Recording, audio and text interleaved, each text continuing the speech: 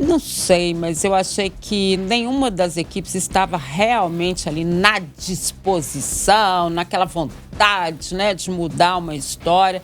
Sempre entendo a questão do Cruzeiro, que é uma questão de estar mesmo mudando treinador, forma de jogar, jogadores. É uma situação mais difícil. O América é um time mais acertado no que diz respeito ao coletivo, né? Como é que você acompanhou esse jogo que aconteceu ontem no Mineirão?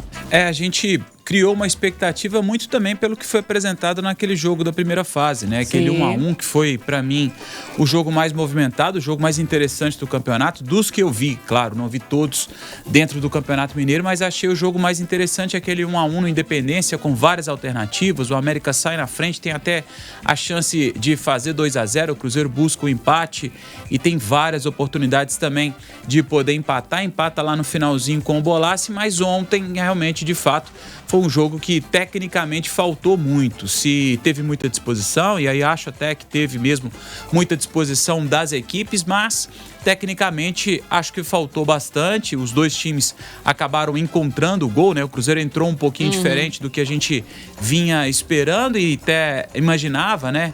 No clássico contra o Atlético, quando ainda era dirigido pelo Wesley Carvalho, interino do Cruzeiro, o Cruzeiro escolheu uma opção mais ofensiva com o Marquinhos aberto pela direita. E ontem não, o Eduardo começa o clássico ali talvez para preencher aquele meio campo, né? Povoar mais o meio campo, ou talvez seja mesmo uma ideia do português Leonardo Jardim, que fez a sua estreia no Mineirão, né? Tinha estreado com o time reserva lá na Arena do Jacaré, aquela derrota para o Democrata, e dentro de casa, no Mineirão, com a equipe principal, foi a estreia do português. Então, aos poucos, ele vai implementando as ideias dele. Talvez seja essa uma ideia de jogo, com o Eduardo ocupando a vaga do Marquinhos, que era até então o titular.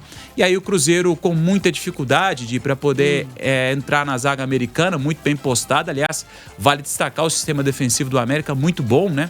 Muito bom. O Cruzeiro com muita dificuldade, né, para poder entrar na zaga americana, e acaba encontrando no pênalti, apontado aos 39 minutos do primeiro tempo pelo Daronco. Ele encontra um toque, um chute do Matheus Pereira, e aí a penalidade é marcada, o Gabigol converte o gol para o Cruzeiro, vai para o intervalo, mas o segundo tempo, principalmente depois da entrada do Benítez, o América melhora e começa a criar boas oportunidades, e depois é premiado um chute de fora da área do volante Cauã, que desvia no Jonathan Jesus, acaba enganando o Cássio e dando igualdade para esse clássico 1-1. Acho até que foi o placar mais justo pelo que as equipes apresentaram ou deixaram de apresentar ontem no Mineirão. Agora a gente já sabe do regulamento, né? Então não custa a gente repetir que ninguém tem vantagem nesse momento. O América, a vantagem que tem de decidir como mandante esse jogo, mas uma igualdade no placar leva a decisão para a vaga à final do Campeonato Mineiro para os pênaltis.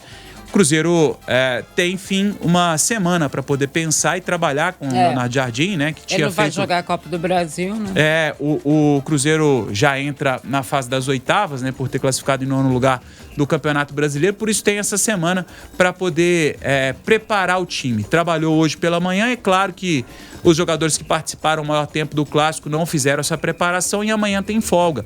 Então, pensando nos titulares do Cruzeiro, com praticamente 2 dias de descanso, já que hoje mais um regenerativo, um trabalho mais à parte para esses jogadores. Então, um período de descanso para depois, aí sim, o Leonardo Jardim, que teve só 4 atividades com a equipe principal, aí com um tempo um pouco maior para preparar a equipe para esse jogo, a volta, o jogo do próximo sábado, 4h30 da tarde.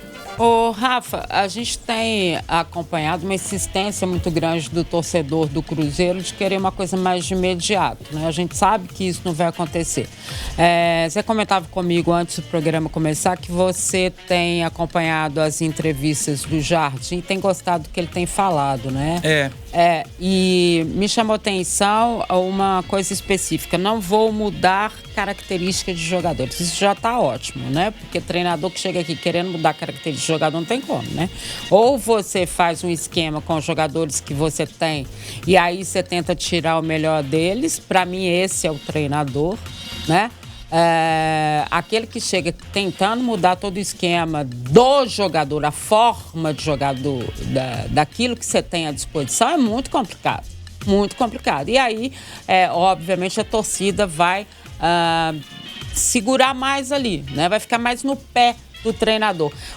Você acha que o Jardim, nesse momento, você que cobre o Cruzeiro todos os dias, ele ainda depende da comissão técnica fixa do Cruzeiro? Ou seja, para passar mais coisas para ele, para falar individualmente, porque eu tenho achado nesses jogos do Cruzeiro que essa comissão técnica fixa tem sido primordial para o treinador português, venezuelano, para que ele tenha mais tranquilidade para trabalhar em campo. Você sente isso também? Eu acho que sim, até porque é muito prematuro, né? A gente dizer que ele consegue caminhar com as próprias pernas, né, Dia? Se a gente for analisar a equipe principal, a gente fala da estreia do Cruzeiro sob o comando do Jardim, esse jogo contra o América. Então eu acho muito cedo ainda a gente imaginar ele pensar todo o Cruzeiro processo de forma individual, né? Então é claro que trabalha ainda com essa conversa com a equipe técnica do Cruzeiro fixa, permanente do clube, até para entender também aonde ele pode exigir um pouco mais de determinado jogador. Quem, né? Exatamente, por mais que ele tenha, claro, e deve ter feito isso sim, acompanhado os jogos do Cruzeiro anteriormente, até a chegada dele, mas é muito daqui para frente. Mas isso também não quer dizer que ele não tenha já mostrado as ideias dele aos jogadores e já implementado-as, né? Então a gente pensa, claro, num treinador super vitorioso de Europa e de um currículo que dispensa até comentários e que com certeza tem uma personalidade muito forte para poder mostrar as ideias dele. Então acredito sim que ele, ao mesmo tempo que dialoga com a equipe de profissionais do Cruzeiro, dessa comissão, ele também já vai para suas ideias. Aí em cima até do que você falou, e até destacava isso aqui nesse bate-papo aqui em off que a gente falava, eu gosto muito das entrevistas coletivas até aqui do Jardim, do que eu ouvi dele. Acho ele muito sincero, franco. Acho que ele não esconde, igual alguns treinadores que a gente viu por aqui, até esconder alguns defeitos que tem na equipe, né? A gente via o jogo, acompanhava e depois ia para uma entrevista coletiva.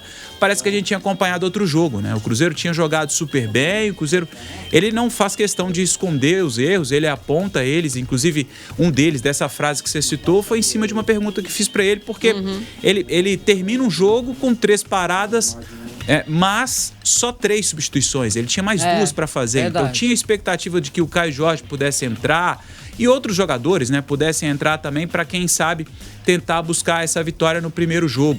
E aí o que eu perguntei para ele foi se tinha uma mensagem para o grupo do Cruzeiro e se tinha uma mensagem, talvez, quem sabe, até para a comissão, por faltar determinadas peças. E ele não esconde nenhum dos problemas que tem, as dificuldades que tem o Cruzeiro com a bola aérea. O Cruzeiro tem essas dificuldades e a gente vê isso dentro de campo, a dificuldade do Cruzeiro na saída de bola. Ele fala também de características pessoais, né? Quando ele fala dessa frase, exatamente essa frase que você citou, que ele diz que não vai exigir uma entrega física para uma disputa de bola um pouco maior do Matheus Pereira, por exemplo, que aí você perde o que ele tem de melhor, que talvez seja a qualidade no passe, né? Então, ele diz que vai respeitar as características de todo mundo, mas ele deixa claro que esse não é um elenco dele, né? Ele deixa isso muito claro. Então, até aqui eu gostei muito das entrevistas do Leonardo Jardim, exatamente por não esconder os defeitos que tem o Cruzeiro, e a gente vê todos eles, ou se não, boa parte deles, nos jogos, né, em campo. Eu vou chamar o Lélio Gustavo, que já está com a gente, só para passar aqui uma resposta já de um dos internautas que está nos acompanhando, o Cláudio Roberto da Silva. Obrigada, Cláudio. Dá like aí, hein, gente? Eu quero muito like, para fazer igual o Pedro Abílio. Uns 100 likes meta, aí, vamos colocar né? Meta, né? É meta. A gente está trabalhando com meta agora. E ele fala o seguinte: o Cruzeiro vai ter que melhorar muito. Já passou a época que se ganhava jogo com nome. Tem que se dedicar mais e entregar o máximo dentro de campo. Até acho, Lélio, seja muito bem-vindo, meu querido, que a cobrança tem sido muito maior em cima dos jogadores. Até porque cobrar do Jardim com 2 jogos é um tanto quanto difícil, né? Boa tarde, Lélio. Boa tarde, Dimara. Um abraço aos amigos ligados no Tempo Esportes.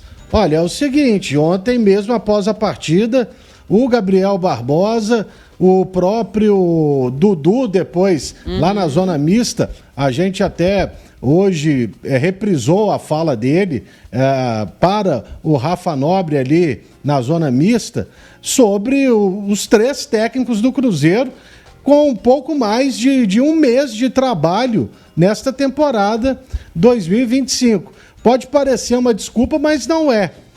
Inclusive, para quem nos acompanha, deve se lembrar que na semana passada o próprio Alex falou sobre isso. Falou.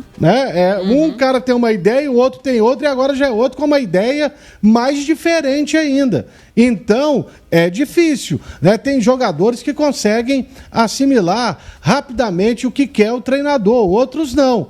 Então, vamos ver, como o próprio Dudu disse, nesta semana o Cruzeiro terá toda ela cheia de trabalho com o treinador. Não vai ter jogo no meio de semana. Aí, realmente, o Cruzeiro já poderá mostrar uma evolução. Mas também, falar que o Cruzeiro ontem jogou mal, eu não vou. Eu não estava acompanhando o início do programa, estava só descascando aqui os pepinos técnicos que apareceram de última hora.